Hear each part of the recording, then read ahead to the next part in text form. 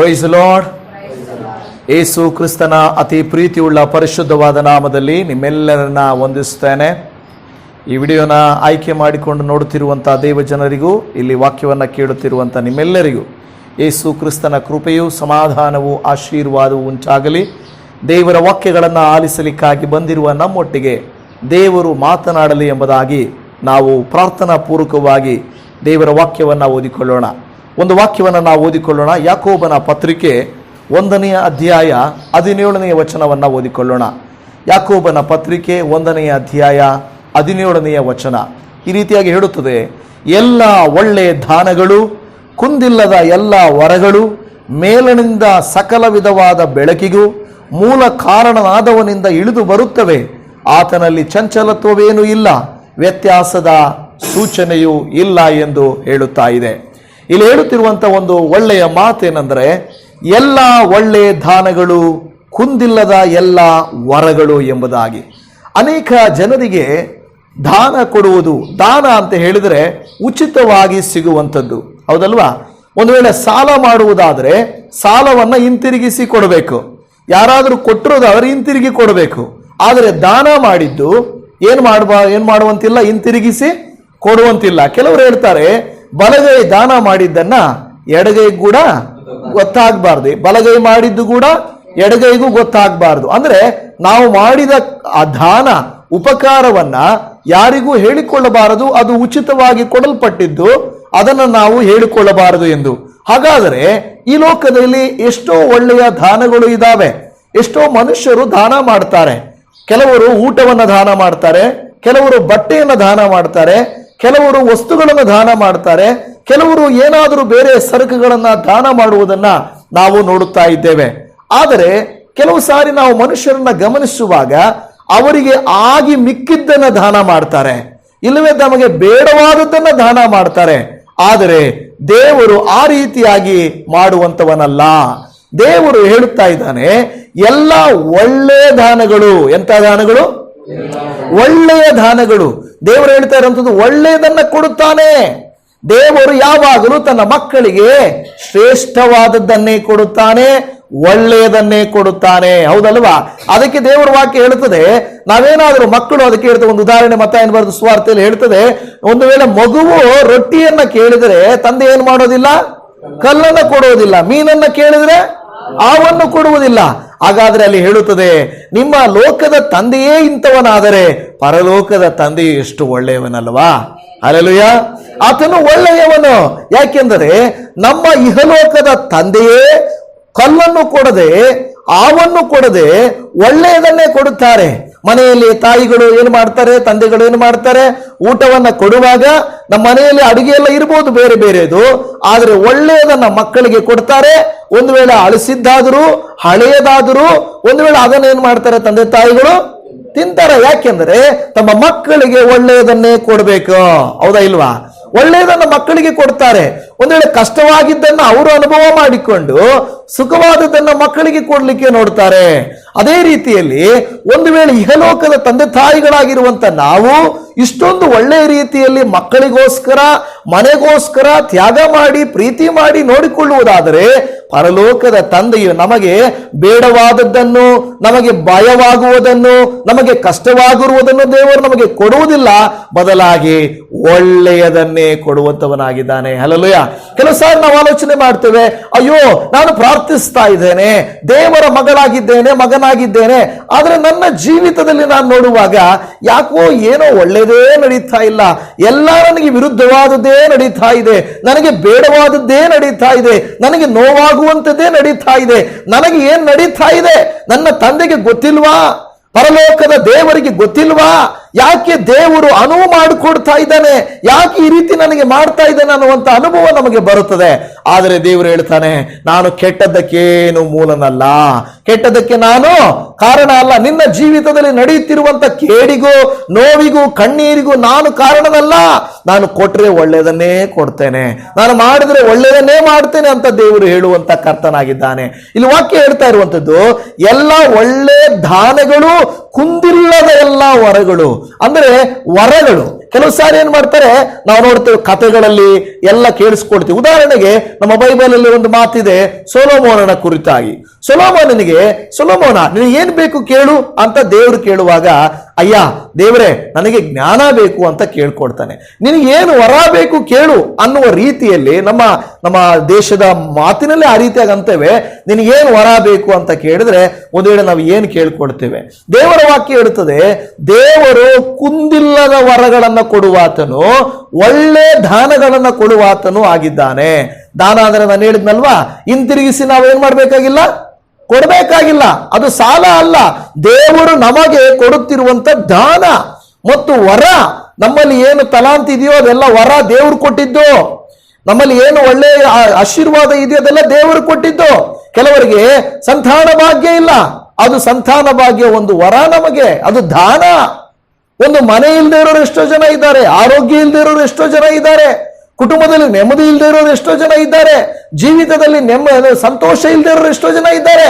ನಿಮ್ಮ ಜೀವಿತದಲ್ಲಿ ಸಮಾಧಾನ ಇದ್ದರೆ, ಸಂತಾನ ಭಾಗ್ಯ ಇದ್ದರೆ, ಸಂತೋಷ ಇದ್ದರೆ, ಮನೆ ಇದ್ದರೆ, ತಿನ್ನಲಿಕ್ಕೆ ಊಟ ಇದ್ದರೆ, ಮಾಡಲಿಕ್ಕೆ ಕೆಲಸ ಇದ್ದರೆ, ಇದೆಲ್ಲವೂ ಮನುಷ್ಯರಾದ ನಾವು ಸಂಪಾದನೆ ಮಾಡಿಕೊಂಡಿದ್ದಲ್ಲ, ಬದಲಾಗಿ ದೇವಾದಿ ದೇವನು ನಮ್ಮನ್ನ ಪ್ರೀತಿಸಿ ನಮಗೆ ಕೊಟ್ಟಿರುವುದು. ಹೌದಾ ಇಲ್ವಾ? ಎಷ್ಟೋ ಜನ ಮಕ್ಕಳಿಗೆ ಮಂಕು ಬುದ್ಧಿ, ಮಂದ ಬುದ್ಧಿ, ಮಾತಾಡಕ್ ಗೊತ್ತಿಲ್ಲ, ಬಾಯಿ ಬರಲ್ಲ, ಸರಿಯಾಗಿ ಕೇಳಿಸ್ಕೊಳ್ಳಲ್ಲ, ನಡೆಯಕ್ಕಾಗಲ್ಲ. ಹುಟ್ಟಿದಾಗಿನಿಂದಲೂ ಎಷ್ಟೋ ವೇದನೆ ನನಗೆ ಗೊತ್ತಿರುವಂತ ಅನೇಕರಿದ್ದಾರೆ.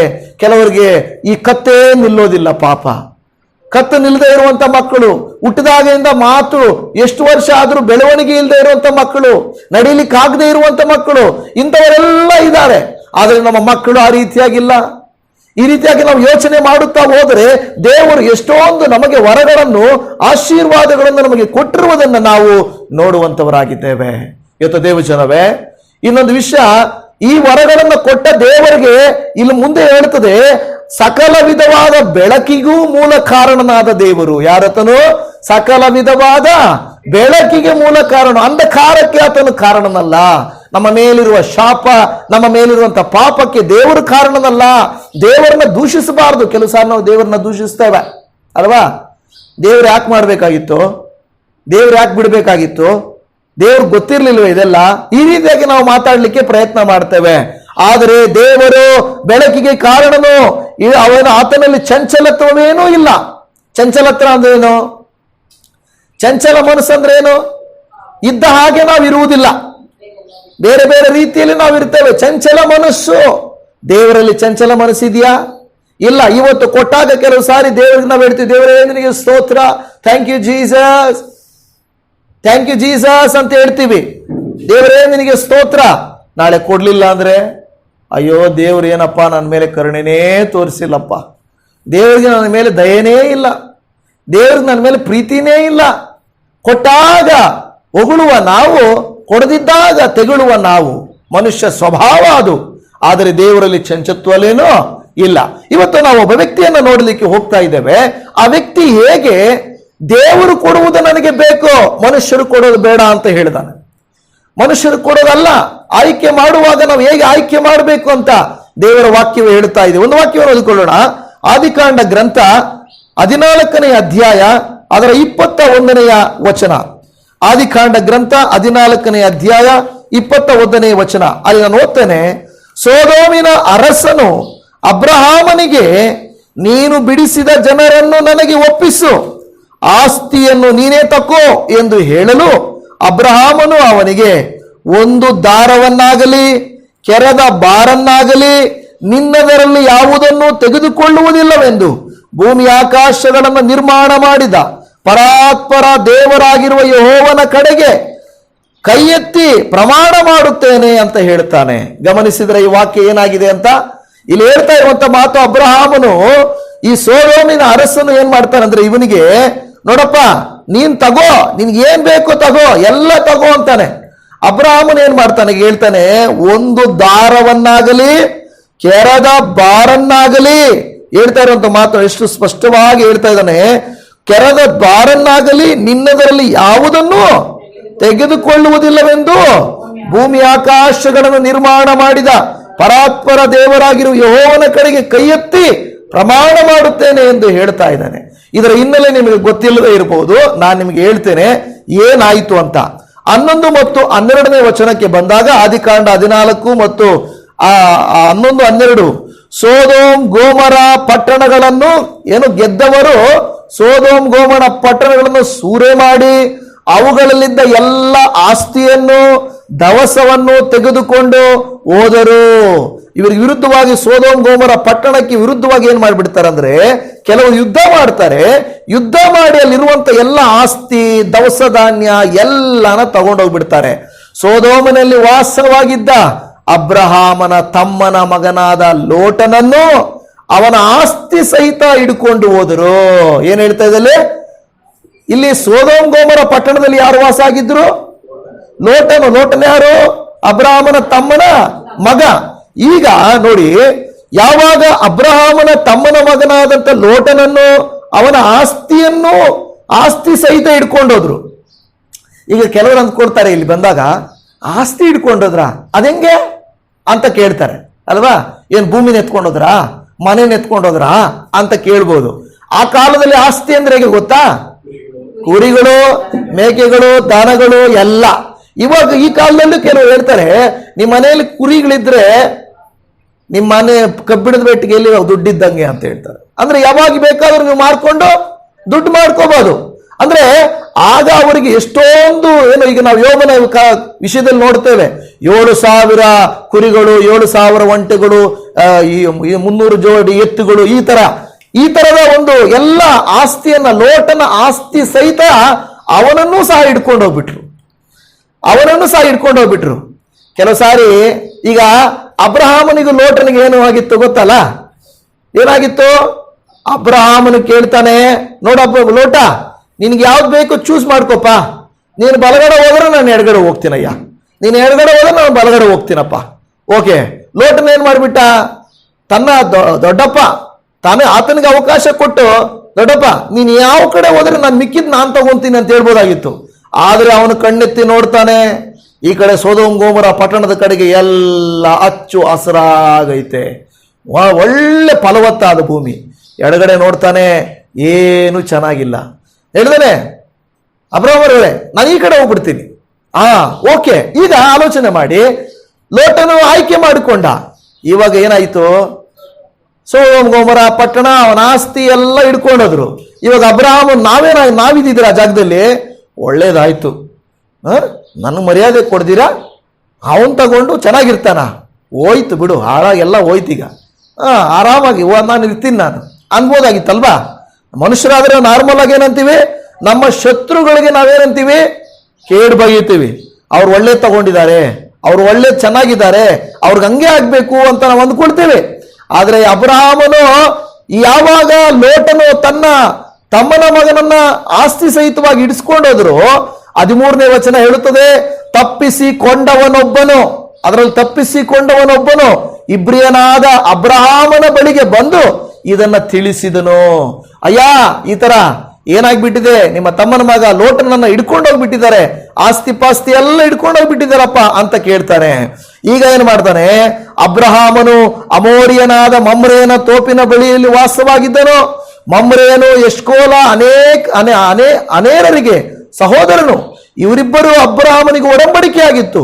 ಅಬ್ರಹಾಮನು ತನ್ನ ತಮ್ಮನ ಮಗನು ಸೆರೆಗೆ ಸಿಕ್ಕಿದ್ದನ್ನ ಕೇಳಿ ಖುಷಿಪಟ್ನ, ಒಳ್ಳೇದಾಯ್ತಪ್ಪ ಅನ್ನ ಕೇಳಿ, ತನ್ನ ಮನೆಯಲ್ಲಿ ಹುಟ್ಟಿ ಬೆಳೆದ ಶಿಕ್ಷಿತರಾದ 318 ಮಂದಿ ಆಳುಗಳನ್ನ ಯುದ್ಧಕ್ಕೆ ಸಿದ್ಧ ಮಾಡಿಕೊಂಡು ಹೊರಟು.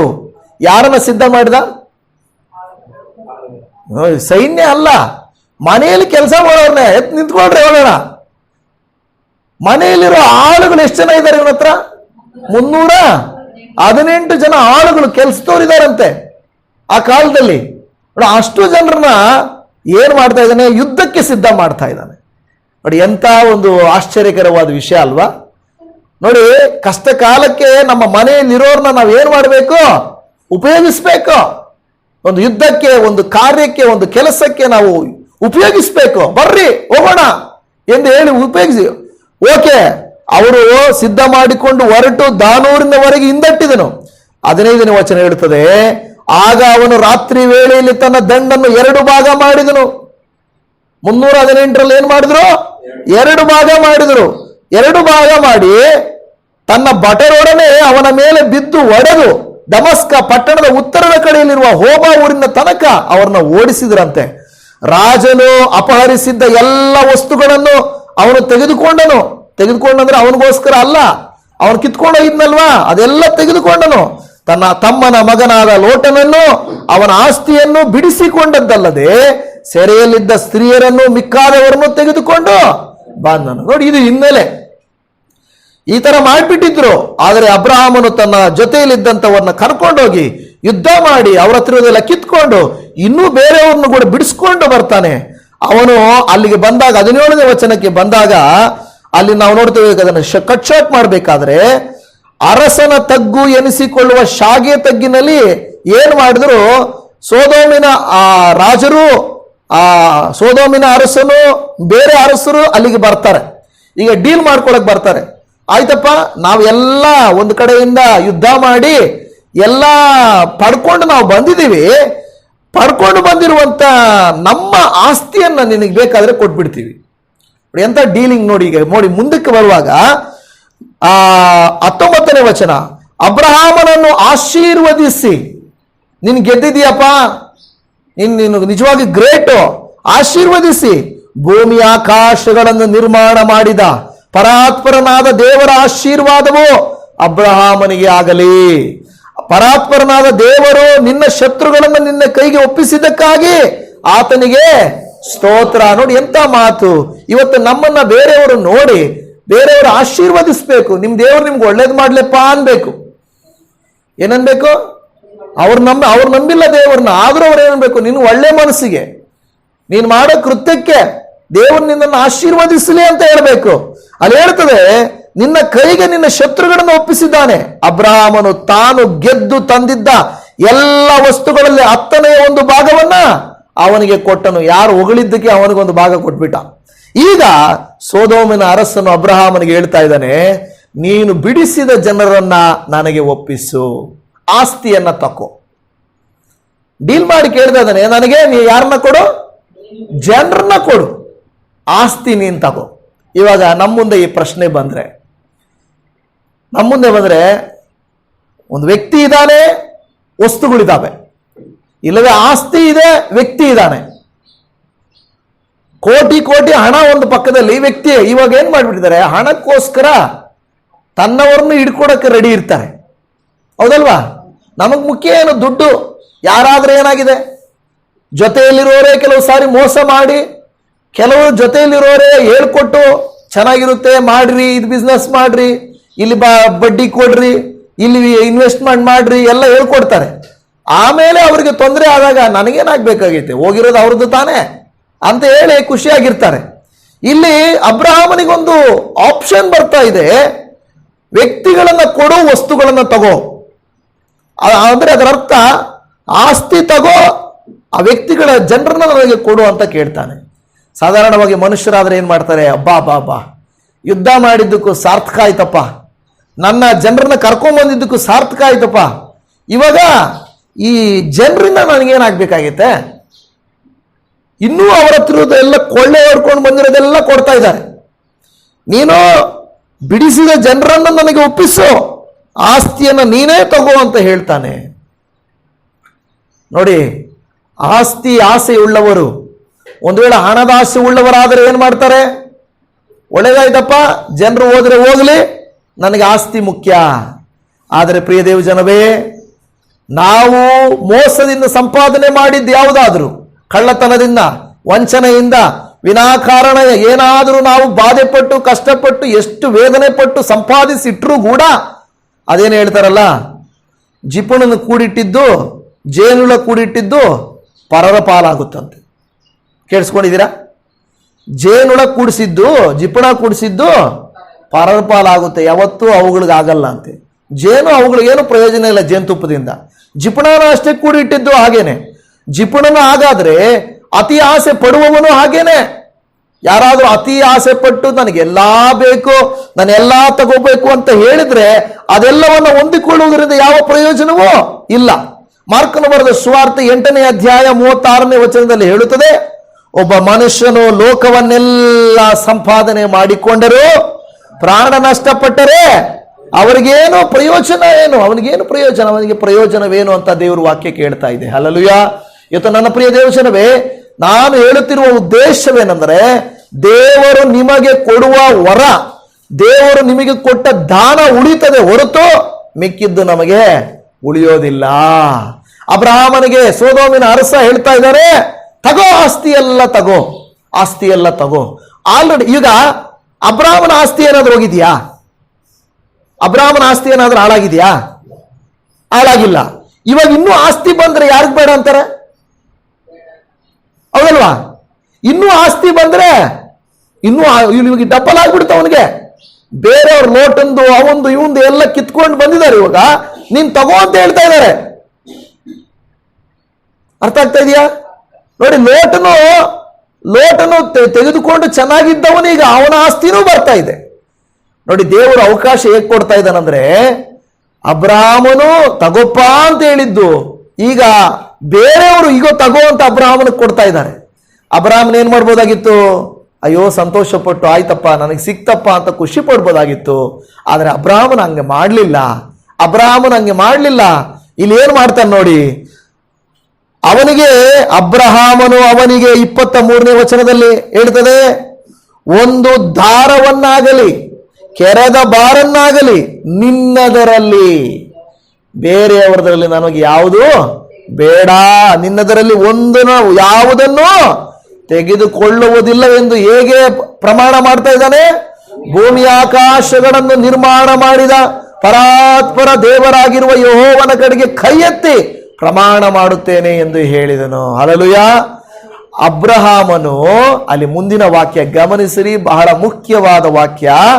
ಅಬ್ರಹಾಮನು ನನ್ನ ಸೊತ್ತಿನಿಂದಲೇ ಐಶ್ವರ್ಯವಂತನಾದನೆಂದು ಹೇಳಿಕೊಳ್ಳುವುದಕ್ಕೆ ನಿನಗೆ ಆಸ್ಪದವಾಗಬಾರದು. ಅರ್ಥ ಆಗ್ತಾ ಇದೆ ಇಲ್ಲಿ?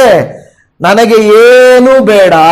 ನಾಳೆ ದಿನ ಹೇಳ್ತಾನೆ ಅಬ್ರಹಾಮನು ಆಸ್ತಿವಂತನು ಅಂತ ಹೇಳಿದ್ರೆ, ನಾನ್ ಕೊಟ್ಟಿದ್ದಪ್ಪ, ನಾನ್ ದಾನ ಕೊಟ್ಟಿದ್ದ ಅವನಿಗೆ, ಏನ್ ಅವನ್ ದೊಡ್ಡವನಾದ್ನ? ಅವನೇನಾದ್ರೂ ಗಳಿಸಿದನ? ಅವನೇನಾದ್ರೂ ದುಡ್ದಿದನ? ಇಲ್ಲ, ನಾನು ಕೊಟ್ಟಿದ್ದವನಿಗೆ ಅಂತ ಹೇಳ್ಬಾರ್ದು ನೀನು. ಅಬ್ರಹಾಮನ ಉದ್ದೇಶ ಏನು ಗೊತ್ತ? ನಾನು ಬೆಳೆದರೆ ಯಾರ ದಯೆಯಿಂದ ಬೆಳಿಬೇಕು?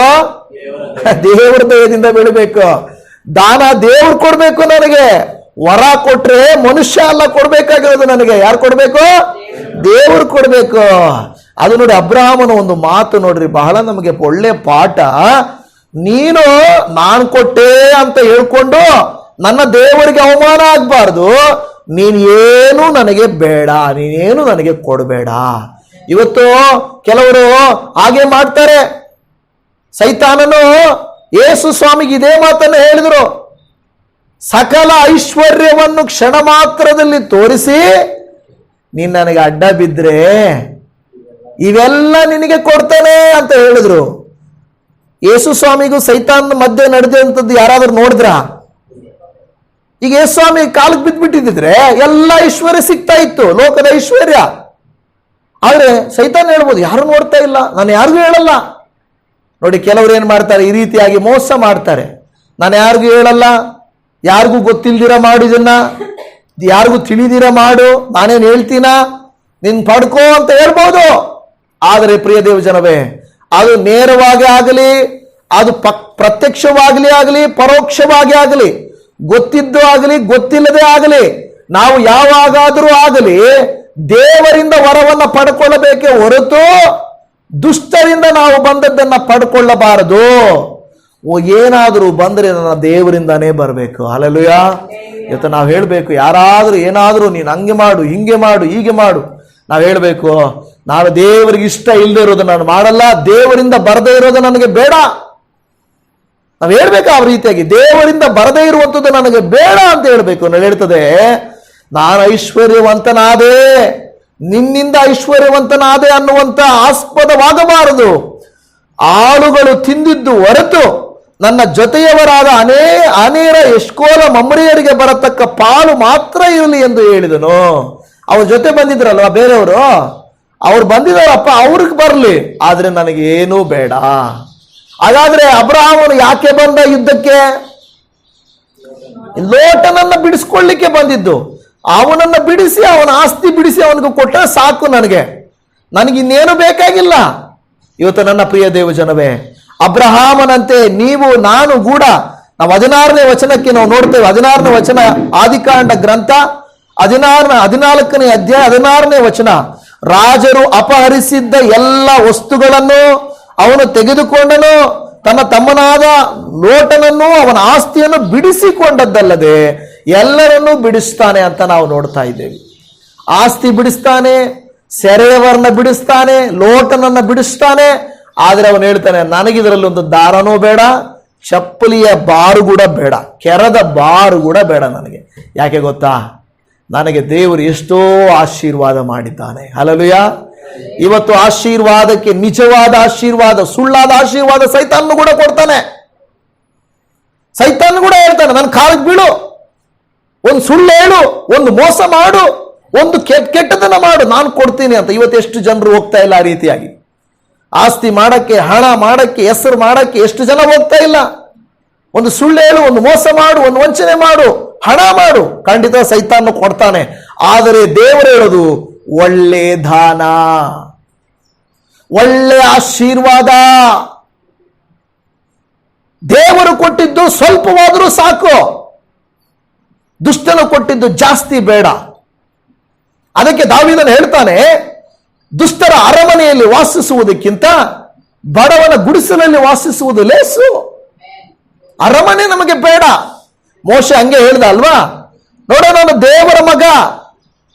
ಅಲ್ಲಿ ಹೇಳ್ತದೆ, ಇಬ್ರಿಯ ಪತ್ರಿಕೆಯಲ್ಲಿ ಹೇಳ್ತಾನೆ, ಮೋಶೆ ಕುರಿತಾಗಿ ಹೇಳ್ತಾನೆ, ತನಗೆ ಸರ್ವೈಶ್ವರ್ಯ ಬರುವ ಅವಕಾಶವಿದ್ರೂ ಕೂಡ ಅದು ಬೇಡ ಅಂದುಕೊಂಡು ಕರ್ತನಿಗಾಗಿ ಎಲ್ಲವನ್ನ ತ್ಯಾಗ ಮಾಡಿದನು. ಅರಮನೆ ಇತ್ತು, ಆಸ್ತಿ ಇತ್ತು, ಅಧಿಕಾರ ಬರಬಹುದಾಗಿತ್ತು. ಆದರೆ ಮೋಶೆ ಏನು ಮಾಡಿದ ಗೊತ್ತಾ?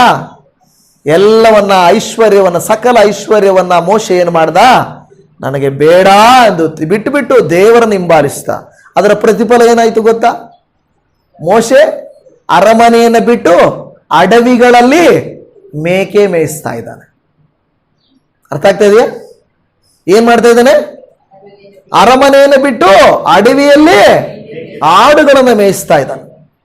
ಅರಮನೆ ಬಿಟ್ಟು ಅಡವಿಯಲ್ಲಿ ಆಡುಗಳನ್ನು ಮೇಯಿಸ್ತಾ ಇದ್ದಾನೆ. ಆದರೆ ದೇವರು ಅವನನ್ನು ಅಲ್ಲೇ ಬಿಟ್ಬಿಟ್ನಾ? ಬಿಡಲಿಲ್ಲ. ಅವನನ್ನು ಅಲ್ಲೇ ಬಿಡಲಿಲ್ಲ.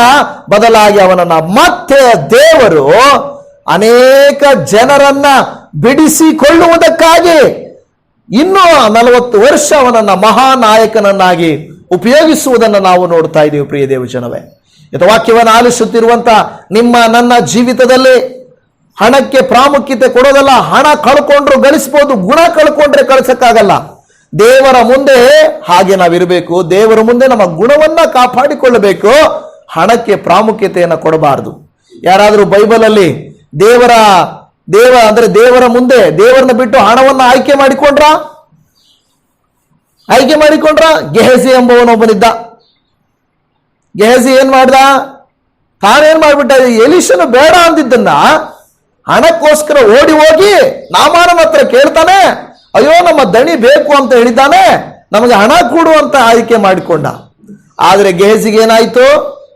ಗೆಹಜಿಗೆ ಆ ಒಂದು ನಾಮಾನನ ಕುಷ್ಠರೋಗವು ಅವನಿಗೂ ಅವನ ಕುಟುಂಬಕ್ಕೂ ಹತ್ತಿತು. ಇವತ್ತು ದೇವಜನವೇ, ದೇವರು ಕೊಡುವ ಆಶೀರ್ವಾದ ಉಳಿಯುತ್ತೆ, ಮನುಷ್ಯರಿಂದ ಸಿಕ್ಕಿದ್ದು ಉಳಿಯೋದಿಲ್ಲ. ಅದರಿಂದ ಯಾವುದು ದೇವರಿಗೆ ಇಷ್ಟನೂ ಆಗೋದಿಲ್ಲ, ದೇವರು ಅದನ್ನು ಒಪ್ಪಿಕೊಳ್ಳುವುದೇ ಇಲ್ಲ. ನೋಡಿ, ಎಲ್ಲವನ್ನು ಈ ರೀತಿಯಾಗಿ ಆಪ್ಷನ್ ಕೊಟ್ಟಾಗ ಇವತ್ತು ನಾವು ನೋಡುವಾಗ ನಾವಿರುವ ಸ್ಥಿತಿಯಲ್ಲಿ ನಾವು ಸಂತೋಷಿಸಬೇಕು. ಇಬ್ರಿಯರಿಗೆ ಬರೆದ ಪತ್ರಿಕೆಯಲ್ಲಿ 11ನೇ ಅಧ್ಯಾಯ 9 ಮತ್ತು 10ನೇ ವಚನವನ್ನ ನಾವು ಓಡೋದಾದ್ರೆ, ಇಬ್ರಿಯ 11, 9 ಮತ್ತು 10ನೇ ವಚನ, ನಂಬಿಕೆಯಿಂದಲೇ ಅವನು ವಾಗ್ದತ್ತ ದೇಶಕ್ಕೆ ಬಂದಾಗ ಅಲ್ಲಿ ಅನ್ಯ ದೇಶದಲ್ಲಿ ಇದ್ದವನಂತೆ ಡೇರೆಗಳಲ್ಲಿ ಇದ್ದುಕೊಂಡು ಪ್ರವಾಸಿಯಾಗಿ ಬದುಕಿದನು.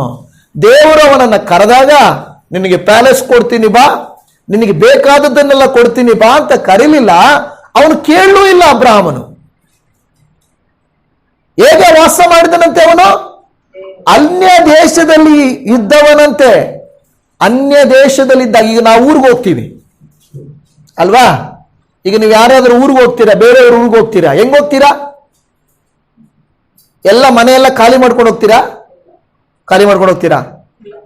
ಇಲ್ಲ. ಯಾಕೆಂದ್ರೆ ನಾವು ಅನ್ಯ ದೇಶದಲ್ಲಿದ್ದೀವಿ, ಬೇರೆಯವ್ರ ಊರಲ್ಲಿ ಇದ್ದೀವಿ. ಎಷ್ಟು ದಿನ ಇರ್ತೀವೋ ಒಂದು ಸ್ವಲ್ಪ ಬಟ್ಟೆ ಎತ್ಕೊಂಡು ಹೋಗು, ಒಂದು ಬ್ಯಾಗಲ್ಲಿ ಇಟ್ಕೊಂಡು ಹೋಗ್ತೀವಿ. ಆ ಬ್ಯಾಗ್ ನೀವು ಎಲ್ಲೋದ್ರಲ್ಲಿ ಎತ್ಕೊಂಡು ಹೋಗ್ತೀರಾ? ಎಲ್ಲಿ ಮಲ್ಕೊಂಡು ಅಲ್ಲಿ ಮಲ್ಕೊಳ್ತೀರಿ, ತಿರುಗಿ ತಾಕೊಂಡು ಯೂಸ್ ಮಾಡ್ಕೊಂಡು ಹೋಗ್ತಾ ಇರ್ತೀರಾ. ದೇವ್ರು ಹೇಳ್ತಾನೆ, ಅಬ್ರಹಾಮನು ಅನ್ಯ ದೇಶದಲ್ಲಿದ್ದವನ ಹಾಗೆ ಡೇರೆಗಳಲ್ಲಿ ಇದ್ದುಕೊಂಡು ಪ್ರವಾಸಿಯಾಗಿ ಬದುಕಿದನು. ಇವತ್ತು ಡೇರೆ ಅಂದ್ರೆ ಏನು ಡೇರೆ ಅಂದ್ರೆ? ಗುಡಿಸಲು ಟೆಂಟು. ನಾವು ಗುಡಿಸಲು ಅಂದ್ರೆ ಅಟ್ಲೀಸ್ಟ್ ನಾವು ಮರಳುಣಿ ಅದಕ್ಕೆಲ್ಲ ಬಂದೋಬಸ್ತ್ ಮಾಡ್ತೀವಿ. ಡೇರೆ ಅಂದ್ರೆ ಹಂಗಲ್ಲ. ಪೌಲನು ಕೂಡ ಇದೇ ಕೆಲಸ ಮಾಡ್ದ. ಅವನ ಕೆಲಸನೇ ವೃತ್ತಿ ಇದು. ಏನೋ ಡೇರೆಗಳನ್ನ ಮಾಡ್ಕೊಡೋದು. ಇವತ್ತು ಕೆಲವರು ಗುಡಿಸಲು ಹಾಕೊಂಡಿರ್ತಾರೆ, ಶೀಟ್ ಹಾಕ್ಬಿಟ್ಟು ಅದನ್ನು ಕಿತ್ಕೊಂಡು ಹೋಗ್ಬೋದು, ತಿರುಗಿ ಇನ್ನೊಂದು ಕಡೆ ಹಾಕೋಬಹುದು. ನೋಡಿ, ಅಬ್ರಹಾಮನು ದೇವರನ್ನ ಕರೆದ ಅಂತ ಎಲ್ಲಾ ಬಿಟ್ಬಿಟ್ಟು ಬಂದು ಡೇರೆಗಳಲ್ಲಿ ವಾಸ ಮಾಡಿದ. ಇವತ್ತು ಭೂಮಿ ಕ್ರೈಸ್ತರಿಗೆ ಸ್ವದೇಶನ ವಿದೇಶನ? ಸ್ವಂತ ದೇಶನ? ನಮಗೆ ಸ್ವಂತ ದೇಶನ ಭೂಮಿ? ಹಾಗಾದ್ರೆ ದೇವರ ಮಕ್ಕಳು ನಾವೆಂಗಿರ್ಬೇಕು? ದೇವರು ಗಂಟು ಮುಟ್ಟೆ ಕಟ್ಟು ಅಂದ್ರೆ ರೆಡಿ ದೇವ್ರೆ, ಹಂಗಿರ್ಬೇಕು. ಆ ದೇವ್ರೆ ಲೋಟನ ಹೆಂಡ್ತಿರ್ತಾರ, ಸ್ವಾಮಿ ಎಷ್ಟು ಮನೆ ಕಟ್ಟಿದ್ದೀನಿ ಅಪ್ಪ, 2-3 ಅಡಿ ಅಂತಸ್ತು ಬಂಗಲ ಕಟ್ಟಿದ್ದೀನಿ ತಗೊಂಡೋಗಿ. ಅಲ್ಲಿ ಎಷ್ಟು ಅದರಲ್ಲಿ ಬಂಗಾರ, ದುಡ್ಡು, ಕಾಸು, ಮನೆಯಲ್ಲಿ ಒಡವೆ, ಸೀರೆಗಳು. ನಮ್ಮ ಜಯಲಲಿತಮ್ಮ ಥರ 10,000 ಸೀರೆಗಳು, 700-800 ಜೋಡ ಚಪ್ಪಲಿಗಳು, ಏನೋ ಇನ್ನೂ ಜಾಸ್ತಿ ಇರ್ಬೋದು, ಸುಮ್ಮನೆ ಹಂಗೆ ಹೇಳ್ತಾ ಇದ್ದೀನಿ. ಎಷ್ಟಿತ್ತು? ಸುಮಾರು ಅವ್ರಿಗೆ 10,000 ಸೀರೆ ಅಂದ್ರೆ ಹೆಂಗೆ? ಒಂದು ಸೀರೆ ಕಟ್ಟಿದ್ರೆ ಅಲ್ಲಿ ಅರ್ಥ, ತಿರುಗಿ ಆ ಸೀರೆ ಕಟ್ಟೋದು ಎಷ್ಟು? 10,000 ಅಂದ್ರೆ 300 ದಿನ, 360 ದಿನ, 40 ದಿನ ಇಟ್ಕೊಳ್ಳಿ. 10 ವರ್ಷಕ್ಕೆ ಒಂದ್ಸಾರಿ ಒಂದು ಸೀರೆ ಕಟ್ಟೋದು. ಅದು ಕಟ್ತಲ್ಲ ಇಲ್ವೋ, ತಿರುಗಿ ತಗೊಳ್ತಾನೆ ಇದ್ಲು, ತಗೊಳೋದು ಬಿಚ್ಚಿಡೋದು. ಆರೇ ದೇವ್ರೆ, ಲೋಟನ ಹೇಳ್ತಿ ಹಿಂದಕ್ಕಿದ್ದೀರಿ ನೋಡ್ತಾಳೆ, ಅಯ್ಯೋ ನನ್ನ ಆಸ್ತಿ. ದೇವ್ರು ಇವತ್ತು ನಮ್ಮನ್ನ ಯಾರನ್ನಾದ್ರೂ ಕ್ರೈಸ್ತರನ್ನ ಕರೆದ್ರೆ, ಮಗಳೇ ಯಾರು ರೆಡಿ ಅಂದ್ರೆ, ಸ್ವಾಮಿ ಇವಾಗೇ ಲಗ್ನ ಪತ್ರ ಹೊಡಿಸಿಗಿದ್ ನನ್ನ ಮಗಳಿಗೆ, ಮದುವೆ ಮಾಡಿಟ್ಟು ಬರ್ತೀನಿ ದೇವ್ರೆ. ಇವಾಗ ತಾನೇ ಫೌಂಡೇಶನ್ ಹಾಕಿದ್ದೀನಿ ದೇವ್ರೆ, ಇವಾಗ ಪಾಯ ಹಾಕಿದ್ದೀನಿ, ಇನ್ನು ಬಿಲ್ಡಿಂಗ್ ಕಟ್ಬಿಟ್ಟು ಮುಗಿಸ್ಬಿಟ್ಟು ಬರ್ತೀನಿ ದೇವ್ರೆ. ಹಿಂಗೆ ಕೇಳಿದ್ರೆ, ಇವಾಗ ತಾನೇ ಗಾಡಿ ಬುಕ್ ಮಾಡಿದೀವಿ, ಗಾಡಿ ಬರಲಿ ಸ್ವಲ್ಪ. ಹಿಂಗೆ ಹೇಳಿದ್ರೆ ದೇವ್ರು ಹಂಗೆಲ್ಲ ಆಗಲ್ಲಪ್ಪ. ಬಾ ಅಂದ ತಕ್ಷಣ ರೆಡಿ ಅನ್ಬೇಕು. ಅಬ್ರಹಾಮನು ಡೇರೆಗಳಲ್ಲಿ ವಾಸ ಮಾಡ್ತಾ ಇದ್ನು. ಹೇಳ್ತಾ ಇದ್ದಾನೆ, ದೇವ್ರೆ ಎಷ್ಟಿದೆಯೋ ಅಷ್ಟು ಸಾಕು ಸ್ವಾಮಿ ನನಗೆ. ಎಲ್ಲಿರೋ ಅಂದ್ರೆ ಇಲ್ಲಿ ಇರ್ತೀನಿ ಸ್ವಾಮಿ, ಗುಡಿಸ್ಲಲ್ಲಿರೋ ಅಂದ್ರೆ ಇರ್ತೀನಿ, ಅರಮನೆಯಲ್ಲಿರೋ ಅಂದ್ರೆ ಇರ್ತೀನಿ. ನಾನು ನೀನ್ ಎಲ್ಲಿ ಹಾಕಿದ್ರೆ ಅಲ್ಲಿ ಬಿದ್ದಿರ್ತೀನಿ. ಯಾಕೆಂದ್ರೆ ಈ ಲೋಕ ನನಗೆ ಶಾಶ್ವತ, ಈ ಲೋಕ ಶಾಶ್ವತ ಅಲ್ಲ. ಕ್ರೈಸ್ತರಾದ ನಾವು, ಕ್ರಿಸ್ತನ ಮಕ್ಕಳಾದಾಗ ನಾವು ಇದೇ ರೀತಿಯಾಗಿರ್ಬೇಕು. ವಸ್ತುಗಳನ್ನು ತೋರಿಸಿ, ವ್ಯಕ್ತಿಗಳನ್ನು ತೋರಿಸಿ, ನಿನ್ಗೆ ಯಾವ್ದು ಬೇಕು ಅಂತ ಕೇಳಿದ್ರೆ ವಸ್ತುಗಳಿಗೆ ನಾವು ಪ್ರಾಮುಖ್ಯತೆ ಕೊಡಬಾರ್ದು, ವ್ಯಕ್ತಿಗಳಿಗೆ ಪ್ರಾಮುಖ್ಯತೆ ಕೊಡಬೇಕು. ಹೌದಾ ಇಲ್ವಾ? ವಸ್ತುಗಳು, ವ್ಯಕ್ತಿಗಳು ದೇವರನ್ನ ಇಟ್ಟರೆ ಯಾವ್ದನ್ನ ಆಯ್ಕೆ ಮಾಡ್ಕೋಬೇಕು? ದೇವರನ್ನ ಆಯ್ಕೆ ಮಾಡ್ಕೋಬೇಕು. ಯಾಕಂದ್ರೆ ಈ ಲೋಕದಲ್ಲಿ ಸಂಬಂಧಗಳಿಗೆ ಪ್ರಾಮುಖ್ಯತೆ ಕೊಡಬೇಕು. ಎಲ್ಲಾ ಸಂಬಂಧಗಳಿಗಿಂತ ದೈವ ಸಂಬಂಧ ಶ್ರೇಷ್ಠವಾಗಿರುವಂಥದ್ದು, ಅದೇ ನಿತ್ಯ ನಿರಂತರವಾಗಿರುವಂಥದ್ದು. ಯಾಕೆಂದ್ರೆ ನಾವು ಒಂಟಿಯಾಗಿ ಬಂದೆವು, ಒಂಟಿಯಾಗೆ ಹೋಗ್ತೇವೆ. ಮಧ್ಯದಲ್ಲಿ ಇದೆಲ್ಲ ಜಂಜಾಟ. ಇವತ್ತು ಇರ್ತಾರೆ, ನಾಳೆ ಇರಲ್ಲ ನಿಮ್ ಜೊತೆ. ಬಿಟ್ಬಿಟ್ಟು ಒಂದು ಕ್ಷಣದಲ್ಲಿ, ಒಂದು ದಿವಸದಲ್ಲಿ ನಮ್ಮನ್ನು ಬಿಟ್ಟು ಆಗಲಿ ಹೊರಟೋಗ್ತಾರೆ. ಯಾರು ಕೂಡ ನಿರಂತರವಾಗಿರ್ಲಿಕ್ಕೆ ಸಾಧ್ಯ ಇಲ್ಲ. ಅಬ್ರಹಾಮನಾಗಲಿ, ಪೌಲನಾಗಲಿ, ಯೋಬನಾಗಲಿ, ಇವರು ಯಾರು ಕೂಡ ಆಸ್ತಿಯನ್ನು ಮುಖ್ಯವಾಗಿ ನೋಡ್ಲಿಲ್ಲ. ಯೋಬನ ಹೇಳ್ತಾನೆ, ದೇವರೇ ಕೊಟ್ಟ, ದೇವರೇ ತೆಗೆದುಕೊಂಡ, ದೇವರಿಗೆ ಸ್ತೋತ್ರ. ಈ ಮಾತನ್ನ ನಾವು ಹೇಳಲಿಕ್ಕೆ ಸಾಧ್ಯ ಆಗ್ತದ? ನೋಡಿ, ಅದಕ್ಕೆ ನಾವು ಹೇಳೋದು, ದೇವರೇ ನನ್ನ ಹತ್ರ ಏನಿದೆಯೋ ಎಲ್ಲ ನೀನು ಕೊಟ್ಟ ದಾನ ಅಪ್ಪ, ನೀನು ಕೊಟ್ಟ ವರ ಅಪ್ಪ, ನೀನು ಒಳ್ಳೆಯವನು, ನೀನು ಕರೆಕ್ಟ್ ಆಗಿದೀಯ. ನನಗೆ ಆ ವಿಷಯಗಳನ್ನ, ಅನುಭವ ಮಾಡಲಿಕ್ಕೆ ನನಗೆ ಕೃಪೆಯನ್ನು ತೋರಿಸು ಅಂತ ನಾವು ಹೇಳಬೇಕು. ಅದೇ ಇಬ್ರಿಯರಿಗೆ ಬರೆದ ಪತ್ರಿಕೆ 11ನೇ ಅಧ್ಯಾಯ 10ನೇ ವಚನ ಹೇಳ್ತದೆ, ಅದೇ ವಾಗ್ದಾನಕ್ಕೆ ಸಹಬಾಧ್ಯರಾಗಿದ್ದ ಈಸಾಕನು ಯಾಕೋಬನು ಅವನಂತೆಯೇ ಡೇರೆಗಳಲ್ಲಿ ವಾಸಿಸಿದರು. ಹಲ್ಲೆಲೂಯ. ಅಬ್ರಹಾಮನಿಗೆ ಇಷ್ಟ ಆಸ್ತಿ ಇದೆಯಾ ತಾನೆ, ಈಸಾಕನಿಗೂ ಯಾಕೋಬನು ಏನ್ ಮಾಡಿದ್ರು, ಅದೇ ತರ ಡೇರೆಗಳಲ್ಲಿ ವಾಸ ಮಾಡಿದ್ರು ಅಂತ ಇಬ್ರಿಯ ಪತ್ರಿಕೆ ಹೇಳ್ತಾ ಇದೆ. ಆದಿಕಾಂಡ ಅಲ್ಲ ಹೇಳ್ತಾ ಇರೋದು. ಅವ್ರೇನಂದ್ರೆ ಪ್ರಾಮುಖ್ಯತೆ ಇದರಲ್ಲಿ ಅರ್ಥ ಮಾಡ್ಕೊಳ್ಬೇಕಾಗಿರೋದು, ಅಬ್ರಹಾಮನು ಈಸಾಕನು ಯಾಕೋಬನು ಇವರೆಲ್ಲ ಪರ್ಮನೆಂಟ್ ಆಗಿ ನಾವು ಇಲ್ಲೇ ಇದ್ದು ಬಿಡ್ತೀವಿ ಅಂತ ಯೋಚನೆ ಮಾಡಲಿಲ್ಲ, ಡೇರೆಗಳಲ್ಲಿ ವಾಸ ಮಾಡಿದ್ರು. ಇವತ್ತು ನೀವು ನಾನೇನ್ ಮಾಡ್ಬೇಕು, ಇದೆಯಾ ನಿನ್ನ ಕೃಪೆ ದೇವರೇ, ಇದೆಯಾ ನಿನ್ನ ವರ, ಇದೆಯಾ ನಿನ್ನ ದಾನ, ನಿನಗೆ ಸ್ತೋತ್ರ ಅಂತ ಹೇಳ್ಬೇಕು. ಆದ್ರೆ ನಾವೇನ್ ಮಾಡಬಾರ್ದು, ಅವುಗಳ ಹಿಂದೆ ಓಡಬಾರ್ದು, ಅವುಗಳಿಗೋಸ್ಕರ ಜೀವಿಸಬಾರ್ದು. ಬಿಟ್ ಬಾ ಅಂದ್ರೆ ಓಡ್ಬೇಕು ದೇವ್ರಿಗಾಗಿ. ಲೋಟನು ಅವರ ಮಕ್ಕಳಿಬ್ಬರು ಓಡಿದ್ರು, ಆದ್ರೆ ಅವ್ರ ಹೆಂಡತಿ ಹಿಂತಿರುಗಿ ನೋಡ್ಕೊಂಡು ಅಯ್ಯೋ ನನ್ನ ಮನೆ, ಅಯ್ಯೋ ನನ್ನ ಆಸ್ತಿ, ಅಯ್ಯೋ ನನ್ನದು ಅಂತ ನೋಡಿದ್ಲು. ಹಾಗೆ ಉಪ್ಪಿನ ಕಂಬವಾಗಿ ನಿಂತೋದ್ರು. ಇವತ್ತು ನನ್ನ ಪ್ರಿಯ ದೇವಶನವೇ, ಡೇರೆಗಳಲ್ಲಿ ವಾಸಿಸಿದರು. ಆಗ ಮುಂದೆ ಹೇಳ್ತದೆ ಇಬ್ರಿಯ 11:10, ಯಾಕೆಂದರೆ ಅವನು ಶಾಶ್ವತವಾದ ಅಸ್ಥಿವಾರಗಳುಳ್ಳ ಪಟ್ಟಣವನ್ನು, ಅಂದರೆ ದೇವರು ಸಂಕಲ್ಪಿಸಿ ನಿರ್ಮಿಸಿದ ಪಟ್ಟಣವನ್ನು ಎದುರು ನೋಡುತ್ತಿದ್ದನು. ಹಲ್ಲೆಲೂಯಾ. ಯಾವುದು ಶಾಶ್ವತ? ದೇವರು ನಿರ್ಮಿಸಿದ ಪರಲೋಕ ಶಾಶ್ವತ. ಭೂಮಿಯ ಮೇಲಿನ ಪಟ್ಟಣಗಳು ಯಾವು ಕೂಡ ಶಾಶ್ವತವಲ್ಲ. ಯಾವ ಪಟ್ಟಣ, ಯಾವ ಬಿಲ್ಡಿಂಗು, ಯಾವ ಗೋಲ್ಡು, ಯಾವ ಸಂಬಂಧ ಯಾವುದು ಶಾಶ್ವತವಲ್ಲ. ಆ ಶಾಶ್ವತವಲ್ಲದೆ ಇರುವುದಕ್ಕಾಗಿ ನೀವು ಯಾಕೆ ಪ್ರಯಾಸ ಪಡುತ್ತೀರಿ ಅಂತ ದೇವರು ನಮ್ಮನ್ನ ಕೇಳುವಂತವನಾಗಿದ್ದಾನೆ. ಪ್ರಿಯ ದೇವಜನವೇ, ಈಗ ನಾವು ಒಂದು ವಾಕ್ಯವನ್ನು ಕೊನೆಯದಾಗಿ ಓದಿಕೊಳ್ಳೋಣ.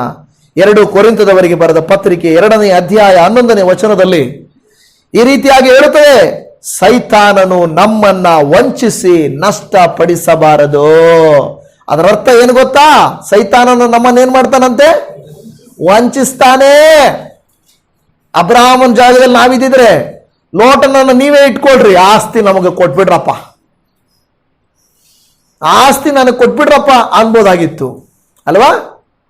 ಆದ್ರೆ ನನ್ನ ಪ್ರಿಯ ದೇವಜನವೇ, ಅಬ್ರಹಾಮನಾಗಲಿ, ಈಸಾಕನಾಗಲಿ, ಯಾಕೋಬನಾಗಲಿ ಡೇರೆಗಳಲ್ಲಿ ವಾಸ ಮಾಡಿದರೆ ಹೊರತು ಪೌಲನು ಎಷ್ಟು ಆಸ್ತಿಯನ್ನು ಬಿಟ್ಟು ದೇವರನ್ನು ಹಿಂಬಾಲಿಸಿಬಿಟ್ಟ.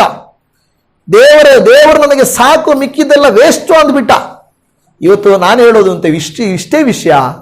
ನಮ್ಮ ಹತ್ರ ಏನಿದೆಯೋ ಎಲ್ಲ ಒಳ್ಳೆ ದಾನಗಳು ಎಲ್ಲಿಂದ ಬಂದಿದ್ದು? ಎಲ್ಲ ವರಗಳು ಯಾರು ಕೊಟ್ಟಿದ್ದು? ಇವತ್ತು ಅನೇಕರು ಏನ್ ಮಾಡ್ತಾರಂದ್ರೆ, ನನ್ನ ಹತ್ರ ಒಳ್ಳೆ ವರ ಇದೆ, ನಾನ್ ಬಾರ್ನ್ ಸಿಂಗರ್, ನಾನು ಹುಟ್ಟಿದಾಗಿಂದನೇ ಸಿಂಗರ್, ನಾನು ಹುಟ್ಟಿದಾಗಿಂದನೇ ಡ್ಯಾನ್ಸರ್, ನಾನು ಹುಟ್ಟಿದಾಗಿಂದನೇ ನಾನು ಒಳ್ಳೆ ಪ್ಲೇಯರ್, ಹುಟ್ಟಿದಾಗಿಂದಲೇ ನಾನು ಸಾಹುಕಾರ. ಕೆಲವು ಹೊಗಳ್ಕೊಳ್ತಾರೆ. ಅದು ಯಾವುದು ಕೂಡ ಅಲ್ಲ ಪ್ರಿಯರೇ. ನಾವು ಈ ಲೋಕದಲ್ಲಿ ಪ್ರತಿಯೊಬ್ಬರು ಪ್ರವಾಸಿಗಳೇ. ಆದರೆ ಸೈತಾನ್ ಏನ್ ಮಾಡ್ತಾನಂತೆ ಗೊತ್ತಾ? ಹಣಕ್ಕೆ ಮನಸ್ಸು ಕೊಡುವಂತೆ, ಆಸ್ತಿಗೆ ಮನಸ್ಸು ಕೊಡುವಂತೆ, ಅಧಿಕಾರಕ್ಕೆ ಮನಸ್ಸು ಕೊಡುವಂತೆ ನಮ್ಮನ್ನು ವಂಚಿಸ್ತಾ ಇರ್ತಾನಂತೆ. ಅದಕ್ಕೆ ನಮಗೆ ಹೇಳ್ತದೆ, ಅವನ ಯೋಚನೆಗಳನ್ನು ನಾವು ಅರಿಯದವರಲ್ಲವಲ್ಲ. ಅರ್ತಿದೀವಾ? ಹಾಗಾದ್ರೆ ನೋಡಿ, ಈ ರೀತಿಯಾಗಿ ಆಲೋಚನೆಗಳನ್ನು ಕೊಡ್ತಾನೆ ದೇವರನ್ನ ಬಿಟ್ಬಿಡುವಂತೆ. ಅಬ್ರಹಾಮನಿಗೆ ಸೋದೋಮಿನ ಅರಸನ ಆಫರ್ ಕೊಡ್ತಾನೆ, ಸೈತಾನ ನಮಗೂ ಆಫರ್ಗಳು ಕೊಡ್ತಾನೆ. ನೋಡಿ, ಈ ಆಫರ್ ನೋಡು, ಈ ಆಫರ್ ನೋಡು, ಈ ಆಫರ್ ನೋಡು. ಮನುಷ್ಯರಿಗೆ ಕೆಲವು ಸಾರಿ ಆನ್ಲೈನ್ ಅಲ್ಲಿ ನೋಡ್ದಂಗೆ, ನೀವು ಒಂದು ಸಾರಿ ಅದನ್ನೇನಾದ್ರೂ ಫ್ಲಿಪ್ಕಾರ್ಟ್, ಅಮೆಝಾನ್ ಈ ತರ ಏನೇನೋ ಬಂದಿದೆ ಈಗ, ಅದನ್ನು ಓದ್ತಿದ್ರೆ ಅಂದ್ರೆ ನೋಡಿದ್ರಿ, ಇದರಲ್ಲಿ ಆಫರು, ಇದು ಕಡಿಮೆ, ಅದು ಕಡಿಮೆ, ಎಲ್ಲ ಬೇಕು ಅನಿಸ್ತದೆ. ಇದಿದ್ರೆ ಚೆನ್ನಾಗಿರ್ತದೆ, ಎಲ್ಲ ಇದ್ರೂ ಚೆನ್ನಾಗಿರ್ತದೆ. ಮನುಷ್ಯರನ್ನ ನೋಡುವಾಗ ಅಷ್ಟೇನೆ, ಅವರಂತ ಬಟ್ಟೆ ತಗೊಂಡವರೇ, ಆ ಮನೆಗೆ ಅಂತ ತಗೊಂಡವರೇ, ಮನೆಗೆ ಇಂಥ ತಗೊಂಡಿದ್ದಾರೆ, ನಮ್ಮ ಮನೇಲಿ ಇದ್ರೆ ಚೆನ್ನಾಗಿರ್ತದೆ. ಆದ್ರೆ ಇದ್ರೆ ದೇವ್ರು ಕೊಟ್ರೆ ದೇವ್ರಿಗೆ ಸ್ತೋತ್ರ. ನಿಮ್ಮ ಹತ್ರ ಹಣ ಇದೆಯಾ? ತಗೊಳ್ಳಿ. ಹಣ ಇಲ್ಲದೆ ಸಾಲ ಮಾಡಿ, ಬಡ್ಡಿಗೆ ತಗೊಂಡು, EMIಗಳು ಮಾಡಿಕೊಂಡು ತಗೊಂಡು ಯಾವುದು ಕೂಡ ನಾವು ಮಾಡ್ಬೇಕಾ? ಮಾಡಬಾರ್ದು. ಅದನ್ನ ದೇವರು ಕೊಟ್ರೆ, ನನ್ನ ಹತ್ರ ದುಡ್ಡಿದ್ರೆ ನಾನು ತಗೊಳ್ತೀನಪ್ಪ, ಇಲ್ಲ ಅಂದ್ರೆ ತಗೊಳ್ಳಲ್ಲ ಅಷ್ಟೇ. ಯಾಕೆಂದ್ರೆ ಹಂಗೆ ಮಾಡ್ಬೇಕು. ಯಾಕಂದ್ರೆ ಸೈತಾನ್ ವಂಚಿಸಿ ನಮ್ಮನ್ನ ದಾಸರನ್ನಾಗಿ ಮಾಡ್ಕೊಳ್ತಾನೆ. ಸಾಲ ಮಾಡಿದ್ರೆ ಸಾಲ ಕೊಟ್ಟವನು ಸಾಲಗಾರನಿಗೆ ಸೇವಕ. ಸೈತಾನ್ ಏನ್ ಮಾಡ್ತಾನೆ? ಸೇವಕನಾಗಿರ್ಲಿಕ್ಕೆ ನಮ್ಮನ್ನ ನೋಡ್ತಾನೆ. ಶರೀರದ ಆಶೆಯನ್ನು ಕೊಟ್ಟು ಸೇವಕರನ್ನಾಗಿ ಮಾಡಲಿಕ್ಕೆ ನಮ್ಮನ್ನು ನೋಡ್ತಾನೆ. ನಾವು ಆ ರೀತಿಯಾಗಿ ಇರಬಾರದು ದೇವಜನವೇ. ಇವತ್ತು ದೇವರ ವಾಕ್ಯವನ್ನು ಕೇಳುತ್ತಿರುವಂಥ ನೀವು ನಾನು ಸೈತಾನನು ನಮ್ಮನ್ನು ವಂಚಿಸದ ಹಾಗೆ ನೋಡ್ಕೊಳ್ಬೇಕು. ಪ್ರತಿ ಹೆಜ್ಜೆಗೂ ಪ್ರತಿ ವಿಷಯಕ್ಕೂ ನಾನು ಡೇರೆಯಲ್ಲಿ ವಾಸ ಮಾಡಿದ್ರೂ ಪರವಾಗಿಲ್ಲ, ಗುಡಿಸಲಲ್ಲಿದ್ರೂ ಪರವಾಗಿಲ್ಲ, ದೇವರಿಗೆ ವಿರುದ್ಧವಾಗಿ ಮಾತ್ರ ನಾನು ಜೀವಿಸುವುದು ಇಲ್ಲ ಎಂದು ತೀರ್ಮಾನಿಸಿದರೆ ದೇವರೇನು ಮಾಡ್ತಾನೆ? ನಮ್ಮನ್ನ ಡೇರೆಗಳಲ್ಲೇ ಇರುವಂತೆ ಮಾಡ್ತಾನ? ಇಲ್ಲ, ದೇವರದ್ದು ಏನ್ ಮಾಡ್ತಾನೆ? ಅರಮನೆಗಳಲ್ಲಿ ವಾಸ ಮಾಡುವಂತೆ ಮಾಡ್ತಾನೆ. ಹಲ್ಲೆಲೂಯಾ.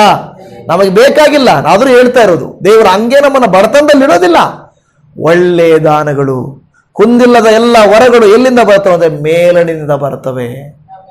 ಇವತ್ತು ನಾವು ಪ್ರಾರ್ಥನೆ ಮಾಡಿಕೊಳ್ಳೋಣ, ನಮ್ಮ ತಲೆಗಳನ್ನು ಬಾಗಿಸಿ ದೇವರನ್ನ ಕೇಳಿಕೊಳ್ಳೋಣ. ಅಯ್ಯ ದೇವರೇ, ಆಕಾಶವು ನಿಮ್ಮ ಸಿಂಹಾಸನ, ಭೂಮಿ ನಿಮ್ಮ ಪಾದಪೀಠ. ಭೂಮಿಯಲ್ಲಿರುವ ಎಲ್ಲ ನಿಕ್ಷೇಪಗಳು, ಭೂಮಿಯಲ್ಲಿರುವಂಥ ಎಲ್ಲ ಸಿರಿ ಸಂಪತ್ತುಗಳು ನಿನ್ನವು ಸ್ವಾಮಿ, ನಿನ್ನವು ಕರ್ತನೇ. ನಿನಗೆ ಸ್ತೋತ್ರ. ಹಾಲೆಲೂಯಾ. ದೇವರೇ, ಅಬ್ರಹಾಮನು, ಈಸಾಕನು, ಯಾಕೋಬನು, ಪೌಲನಿಂದ ಹಿಡಿದು ಎಲ್ಲರೂ ಡೇರೆಗಳಲ್ಲಿ ವಾಸ ಮಾಡಿ ನಿನ್ನ ನಾಮವನ್ನು ಘನಪಡಿಸಿದರಪ್ಪ. ಏನು ಕೊಟ್ಟರೋ ಅದು ನೀವು ಕೊಟ್ರಿ ಅಂತ ಅವರು ಹೊಗಳಿದ್ರು ಸ್ವಾಮಿ. ಆದರೆ ನಾವು ಕೆಲವು ಸಾರಿ ಇದು ನಾನು ಓದಿದ್ದು, ನಾನು ಗಳಿಸಿದ್ದು, ನಾನು ಸಂಪಾದನೆ ಮಾಡಿದ್ದು ಅಂತ ಸೈತಾನನ ಬುದ್ಧಿಯನ್ನು ಹೊಂದಿ ಕರ್ತನೇ ನಾವು ವಿರೋಧವಾಗಿ ಜೀವಿಸುವುದಾದರೆ ದಯಮಾಡಿ ನಮ್ಮನ್ನು ಕ್ಷಮಿಸುವಂತ ಬೇಡಿಕೊಳ್ಳುತ್ತಾ ಇದ್ದೇವಪ್ಪ. ಇವತ್ತು ಕುಂದಿಲ್ಲದ ಎಲ್ಲ ವರಗಳು, ಎಲ್ಲ ಒಳ್ಳೆಯ ದಾನಗಳು ನಿನ್ನಿಂದ ನಮಗೆ ಬರುತ್ತವೆಂದು ನಾವು ಕೇಳಿಸಿಕೊಂಡಿದ್ದೇವೆ. ಈ ವಾಕ್ಯವನ್ನು ಕೇಳಿದ ನಾವು ನಿಮ್ಮ ವಾಕ್ಯಾನುಸಾರವಾಗಿ ನಡೆದು ಒಳ್ಳೆಯದನ್ನು ಆಯ್ಕೆ ಮಾಡಿಕೊಂಡು ಕೆಟ್ಟದ್ದನ್ನು ತಿರಸ್ಕಾರ ಮಾಡುವುದಕ್ಕೆ ನಮಗೆ ಸಹಾಯ ಮಾಡಬೇಕೆಂದು ಪ್ರಾರ್ಥನೆ ಮಾಡ್ತಾ ಇದ್ದೇವೆ. ಮತ್ತು ನಾನು ಬೇಡುತ್ತೇನಯ್ಯ, ಈ ವಿಡಿಯೋ ನೋಡುವ, ಈ ವಾಕ್ಯವನ್ನು ಕೇಳಿದ ಈ ಭಕ್ತರು ಕರ್ತನೆ ಮೇಲಾದ ಒಳ್ಳೆಯ ದಾನಗಳನ್ನು, ಕುಂದಿಲ್ಲದ ವರಗಳನ್ನು ಅವರ ಜೀವಿತದಲ್ಲಿ ಅನುಭವ ಮಾಡಲಿ, ನಿನ್ನ ಮಹಿಮೆಯನ್ನು ಪ್ರಚುರಪಡಿಸಲಿ, ನಿನ್ನ ನಾಮವನ್ನು ಘನಪಡಿಸಲಿ. ಇದು ನನಗೆ ಕರ್ತನು ಕೊಟ್ಟಿದ್ದು ಎಂದು ಅನೇಕರಿಗೆ ಸಾಕ್ಷಿ ಹೇಳಲಿ ಕರ್ತನೆ. ನಿನಗೆ ಸ್ತೋತ್ರ ಕರ್ತನೆ.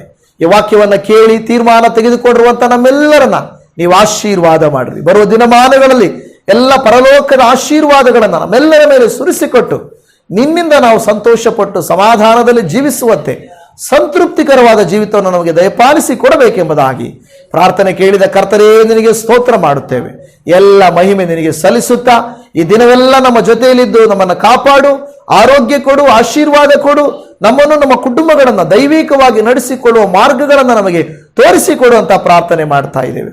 ಈಗೋ ಕರ್ತನೆ, ನೀನೇ ನಮ್ಮ ಪ್ರಾರ್ಥನೆಯನ್ನು ಆಲಿಸಿ ಸದುತ್ತರವನ್ನು ಕೊಡುತ್ತಿ ಎಂದು ನಮ್ಮ ರಕ್ಷಕನು, ಕರ್ತನು, ಒಡೆಯನು, ಕ್ರಿಸ್ತನಾಗಿರುವಂತ ನಜರೇತಿನ ಯೇಸು ಕ್ರಿಸ್ತನ ಮಧುರವಾದ ನಾಮದಲ್ಲಿ ಪ್ರಾರ್ಥಿಸುತ್ತೇವೆ ಪರಮ ತಂದೆಯೇ, ಆಮೇನ್.